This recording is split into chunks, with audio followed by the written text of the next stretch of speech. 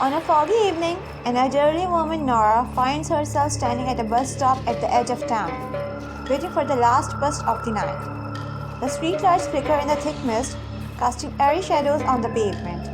It's late and the road is eerily empty, except for Nora and a couple of other strangers who are quietly waiting. As the minutes tick by, Nora begins to notice something odd. The other people at the bus stop are not talking to each other, but their faces seem unnervingly familiar. One man is hunched over, his features hidden by the collar of his coat, but his shoes, they look exactly like the ones worn by her late husband.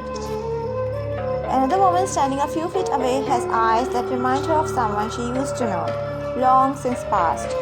They seem to be staring at her, though she doesn't want to acknowledge them.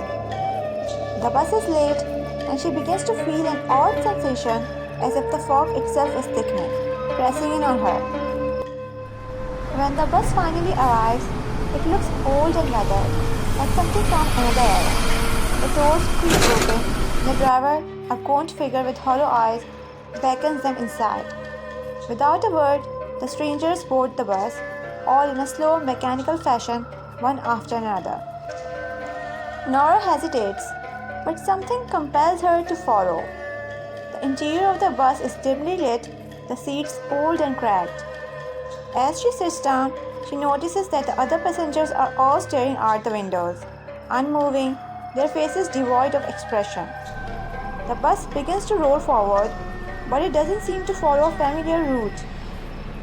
Instead, it winds through dark, deserted streets that Nora doesn't recognize. As the bus turns down a narrow, deserted alley, Nora feels a chill in her bones. She starts to question if she made a mistake getting on.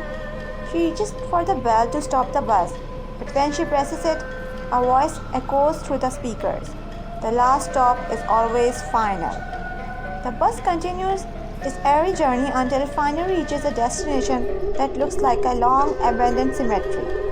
The driver turns to her with a hollow smile and says, "You're home."